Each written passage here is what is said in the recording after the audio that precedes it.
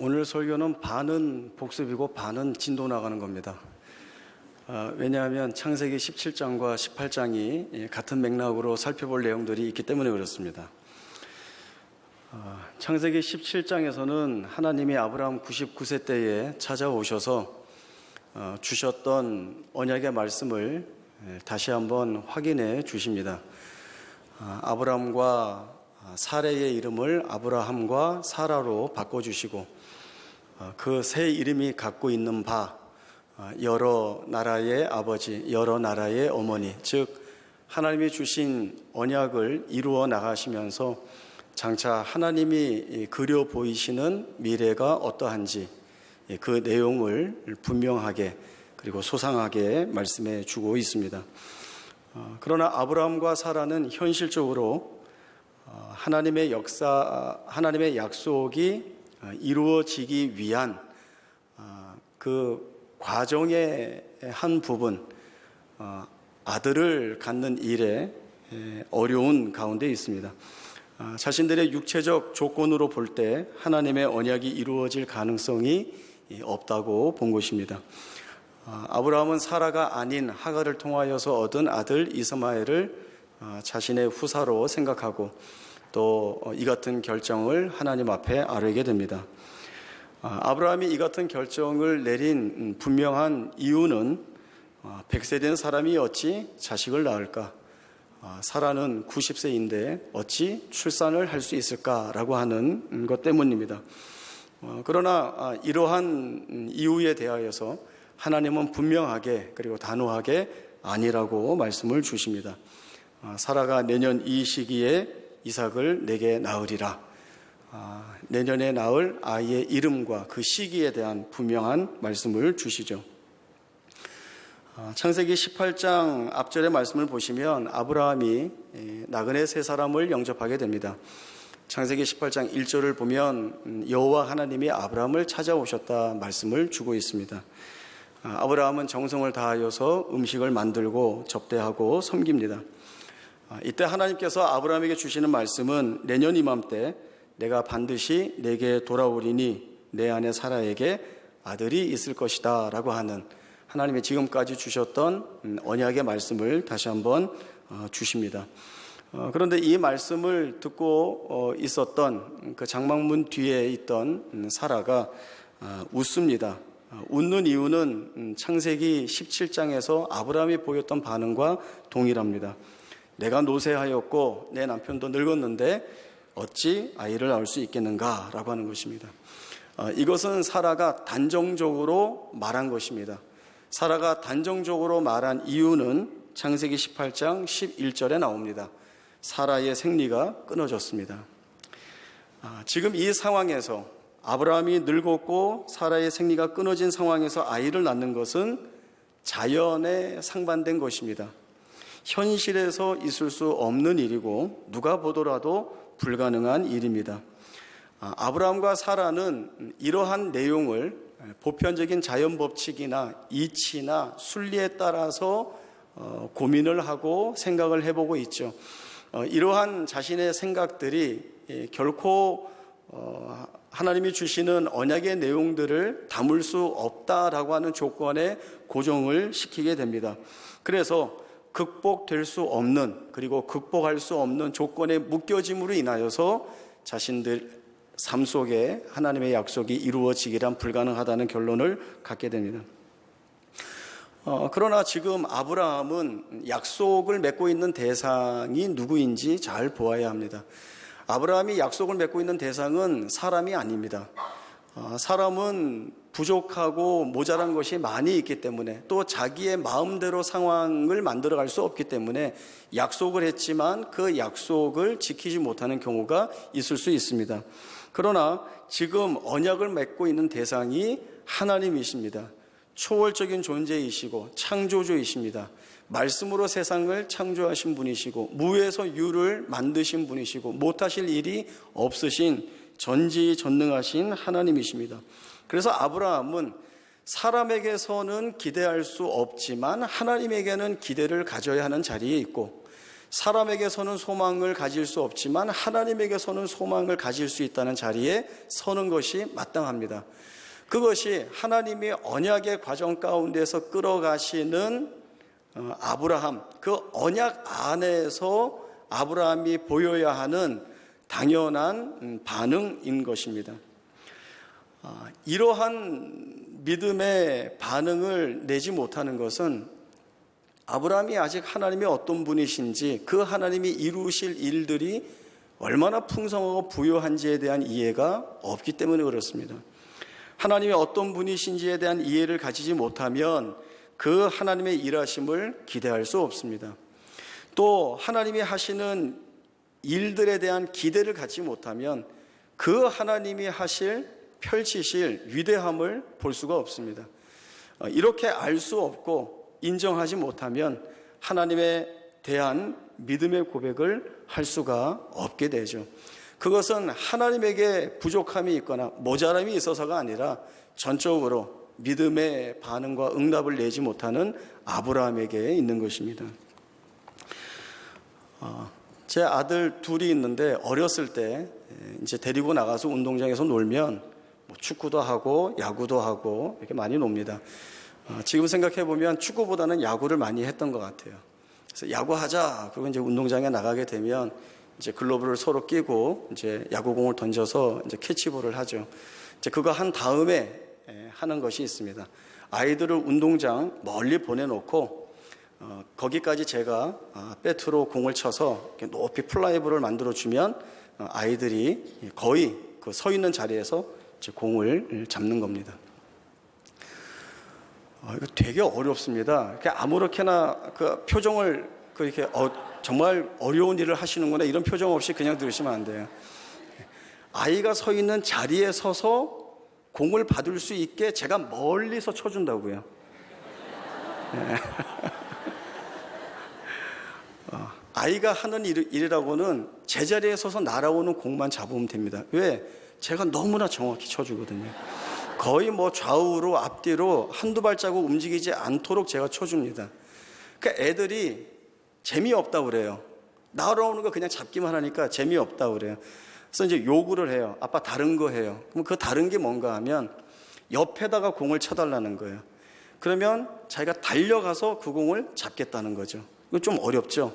그러면 저는 그때부터 평소 아이의 달리기 실력, 그날의 컨디션, 바람의 방향 이거를 다 종합을 해서 가상의 한 지점을 만들고 거기에 또 정확히 제가 공을 보냅니다. 그러니까 아이가 분명히 잡을 수 있게 보내죠. 그러면 아이가 뛰어가서 공을 잡습니다. 아이는 지가 잘한 줄 알아요. 지금도 자기가 야구를 잘한다고 생각을 해요. 아직도 모릅니다. 그러니까 언제 알까요? 언제 알까요?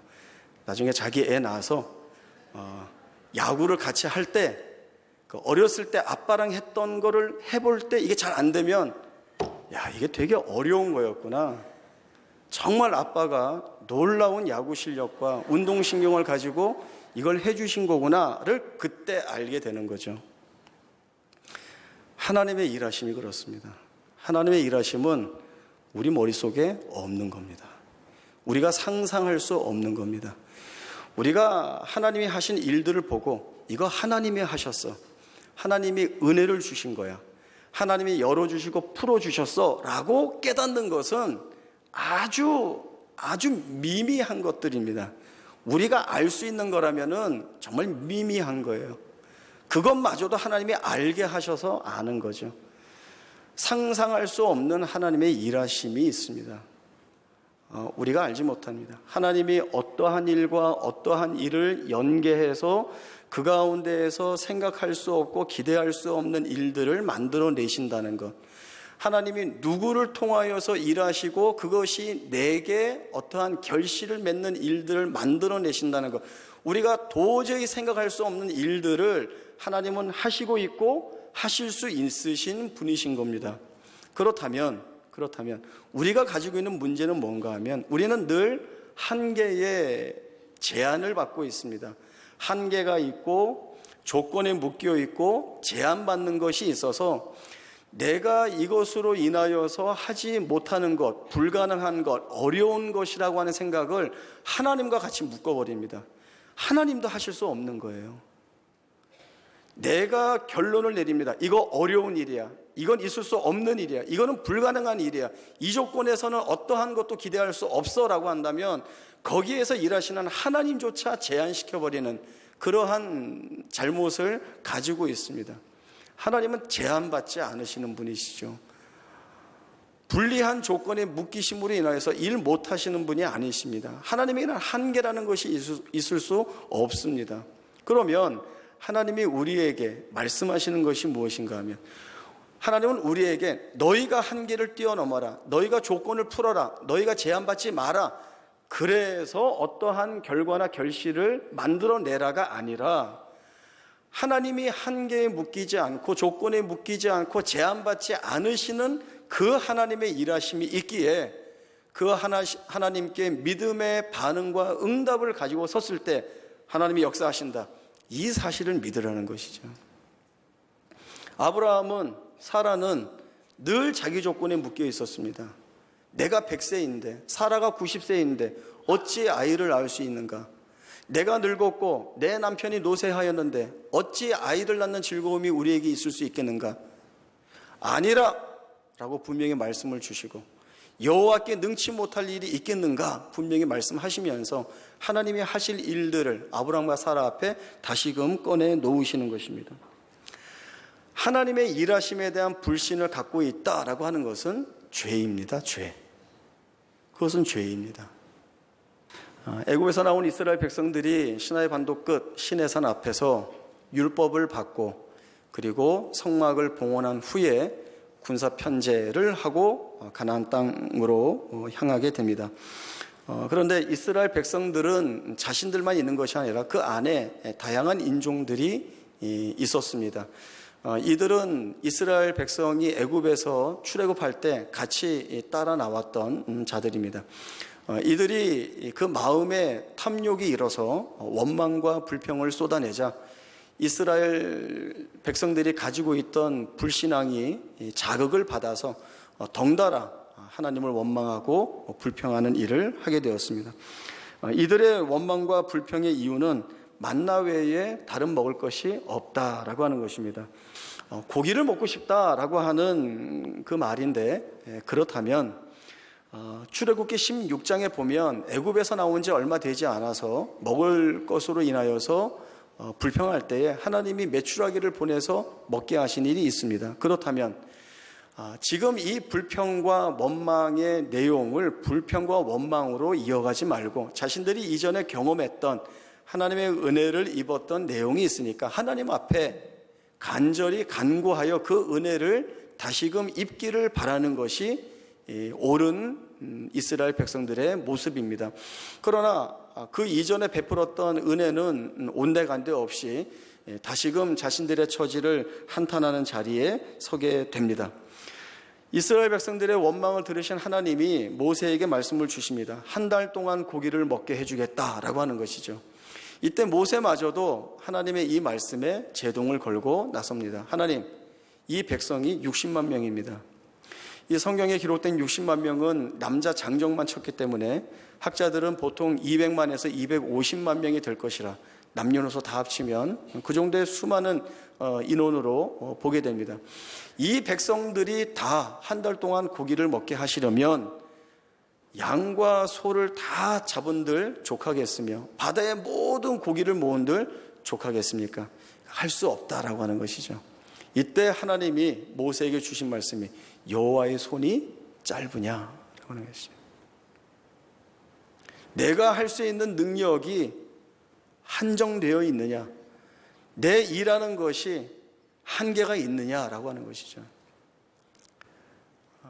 11장 31절에 보면 바람이 여호와에게서 나와 메추라기를 이스라엘 진영으로 몰고 왔다는 말씀이 나옵니다. 메추라기들이 우연찮게 아니면 어떤 자연의 현상에 의해서 이스라엘 백성 진영에 떨어진 것이 아니라 바람이 여호와에게서 나와 분명하게 이 말씀을 하심으로 인하여서 하나님이 이스라엘 백성들에게 주신 말씀을 분명하게 이루어 가실 수 있음을 보여주시는 말씀을 주고 있습니다. 하나님은 모세마저도 믿지 못할 이 일을 제기하는 그 일을 분명하게 행하십니다.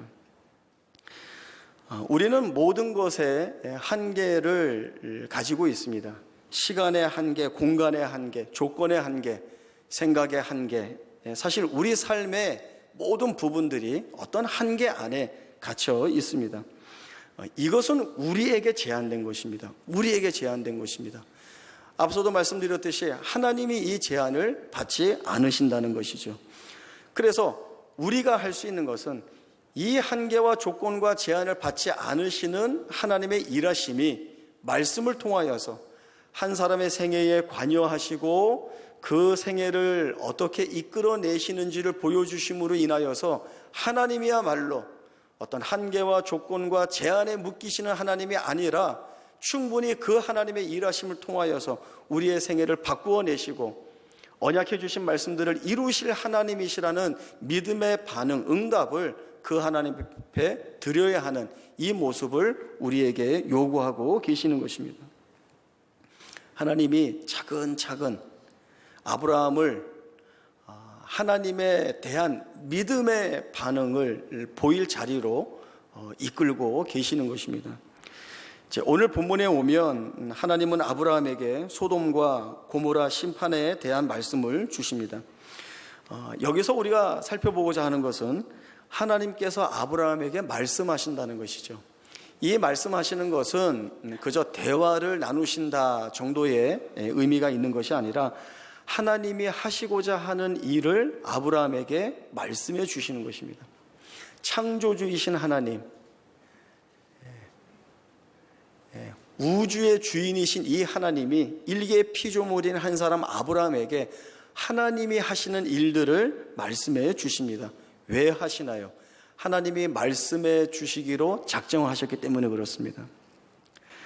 하나님은 소돔과 고모라에 대한 심판의 말씀을 아브라함에게 알려주시고 이 심판의 말씀을 들은 아브라함은 이 일을 제기합니다. 하나님, 그 성 안에 있는 의인들을 함께 멸하실 것입니까? 만약에 그 성 안에 50명의 의인이 있다면 함께 멸하실 겁니까? 멸하지 않겠다. 이제 거기서부터 아브라함이 아주 끈질기게 하나님 앞에 반복하여서 요청을 합니다. 하나님, 나는 티끌이나 재 같은 존재이지만 하나님께 감히 아뢰입니다. 하나님, 노하지 마시고 말하도록 허락해 주옵소서. 노하지 마십시오. 내가 한 번만 더 얘기하겠습니다 해서 그 의인의 수를 계속 깎고 있죠. 50에서 45, 40, 30명, 20명, 10명까지 내려가게 됩니다. 중요한 것은 하나님이 이러한 아브라함의 제안에 귀를 기울이고 계시다라고 하는 것입니다. 하나님이 아브라함의 제안에 귀를 기울이시는 이유는 하나님이 아브라함에게 부여하신 지위에 대한 대우를 하고 계시는 것입니다. 지금이 아니라 앞으로 하나님이 만드실 아브라함의 지위에 대한 대우입니다. 지금 하나님이 아브라함을 볼 때에는 언약의 말씀도 제대로 이해하지 못하고 그 언약의 말씀에 대하여 믿음으로 반응하지 못하고 하나님의 일하심에 대한 그 생각을 제대로 갖지 못한 가운데 있습니다.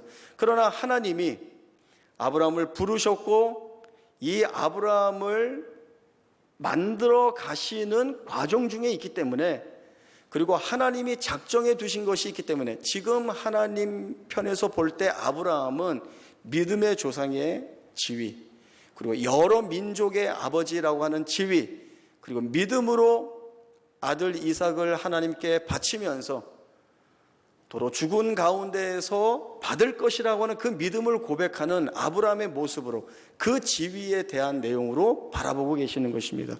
그래서 이 아브라함에게 모든 것을 다 말씀하실 수 있는 것이죠. 내가 하는 일을 어찌 아브라함에게 숨기겠느냐, 이 자리에까지 하나님이 가고 계신 것입니다. 자식이 부모에 대해서 갖는 마음이 그렇죠. 자식이 부모 마음에 드는 적이 어디 있습니까? 부모의 눈으로 자식을 볼 때는 늘 부족하고 철이 없고 못나고 잘 못하고 실수하고 마음에 드는 구석이 하나도 없죠. 그러나 부모로서 자식을 볼 때에는 그 자식의 지금 현재를 보는 것이 아니라 어디를 바라봅니까? 나중에 철이 들어서 마음을 잡아서 자기 생활을 책임지는 어엿한 성인 한 사람으로 자라나는 거기까지 바라보는 거죠. 여기가 있기 때문에 지금 현실에서는 이 모양이지만 버립니까? 외면합니까? 어떻게 해요? 격려하죠. 칭찬하죠. 너 잘할 수 있어. 너 잘 못하는 거 아니야. 그렇게 이야기를 하는 거죠. 하나님이 아브라함을 그렇게 끌고 가시는 거 아닙니까? 언약의 말씀에 대한 이해가 부족하고 응답을 바르게 내지 못하지만 끊임없이 반복적으로 찾아오셔서 내가 하겠다. 내가 하고야 말리라. 나 할 수 있다 라고 하는 말씀으로 계속 아브라함을 격려하고 독려하고 계시는 것입니다. 거기서 한 발자국 한 발자국 이 언약을 성취시켜가는 과정에서 한 걸음 한 걸음 나아가고 계시는 것이죠. 하나님이 우리를 그렇게 대우하고 계십니다. 하나님 눈에 볼 때 우리는 믿음의 조상입니다. 하나님이 우리를 믿음의 조상으로 삼기로 우리의 자녀와 후손들을 우리 앞에 한 모범으로 세워서 믿음의 내용을 발휘하도록 하실 것이기 때문에 하나님께는 이 작정과 섭리가 완성되어 있기 때문에 우리를 믿음의 조상의 눈으로 바라보십니다. 지금 하나님 우리 바라보실 때 마음에 안 드는 부분이 많이 있죠. 우리도 믿음으로 반응하기보다는 우리가 묶여있는 조건이나 한계 속에서 이건 불가능해, 이건 어려워, 이건 할 수 없어 라고 이야기하지만 그러나 하나님이 내가 하겠다, 내가 너를 끌어다 사용하겠다, 내가 이 일을 이루고야 말리라, 여호와의 손이 짧으냐라고 하는 말씀을 주시면서 우리를 끌고 가시는 것입니다. 그리고 이 하나님의 인도하심과 이끄심이 마침내 우리를 믿음의 고백을 하는 자리까지 세우시는 것이죠. 우리가 하나님의 일하심을 다 이해하고 넉넉히 알아서 하나님이 맞습니다, 하나님이 옳습니다, 이 고백하는 것이 아니라 우린 그럴 실력이 없습니다. 하나님이 우리를 끌고 가시면서 설명해 주시고 보여주시고 그리고 하나님에 대한 진정한 고백을 깨닫게 하시고 우리의 입술에 고백을 담아주셔서 마침내 우리로 하여금 하나님이 역사하신 것입니다. 하나님이 이 자리까지 이끌어 오셨습니다. 하나님이 다 만드셨습니다 라고 하는 이 고백을 하는 자리에 우리를 세우십니다. 그리고 그 지위에 대한 대우를 우리에게 하시죠. 알려주십니다.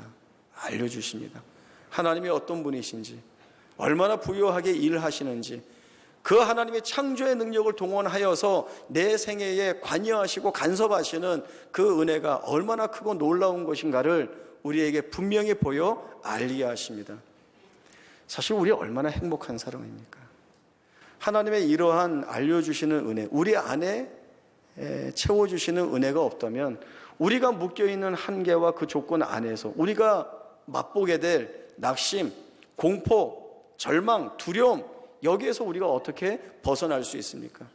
물론 지금도 우리가 그러한 자리에 묶여 있죠.